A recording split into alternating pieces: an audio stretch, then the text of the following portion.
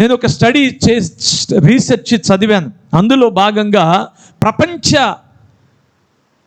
తండ్రులు, ప్రపంచంలో ఉన్న ఫాదర్స్ వారి చిల్డ్రన్తో రోజుకు సుమారుగా, సంవత్సరం మీద క్యాలిక్యులేట్ చేస్తే రోజుకు సుమారుగా వాళ్ళ పిల్లలకు ఎంత సమయాన్ని కేటాయిస్తున్నారు అంటే, మీ గురించి కాదు, నా గురించి కాదు, ఓవరాల్గా.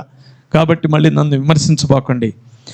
కేవలము రోజుకు 38 సెకండ్స్ మాత్రమే ఫాదర్స్ వాళ్ళ చిల్డ్రన్తో టైం స్పెండ్ చేస్తున్నారట. How ఫిటీ it is. అమ్మ ఒడిలో బిడ్డ ఉన్నప్పుడు అమ్మ చూడగలిగినంత మాత్రమే ఆ బిడ్డ చూస్తాడట.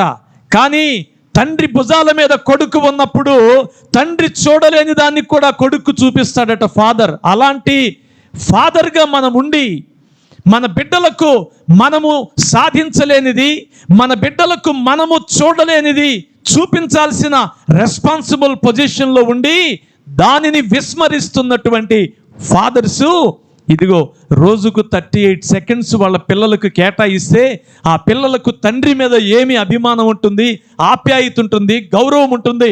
ఒక రోజున తండ్రి సంపాదించి మూటగట్టుకొచ్చి స్థలాలు పొలాలు అన్నీ రెడీ చేసిన తర్వాత అనారోగ్యం పాలైతే ఈ కొడుకు కూడా రోజుకు 38 సెకండ్లు ఆ తండ్రిని చూడడానికి కూడా అతను ఇష్టపడ్డు. అప్పుడు తెలుస్తుంది బాధ అంటే ఏమిటో. అందుకని బైబిల్ చెప్తుంది, you need to have a faithful to your family.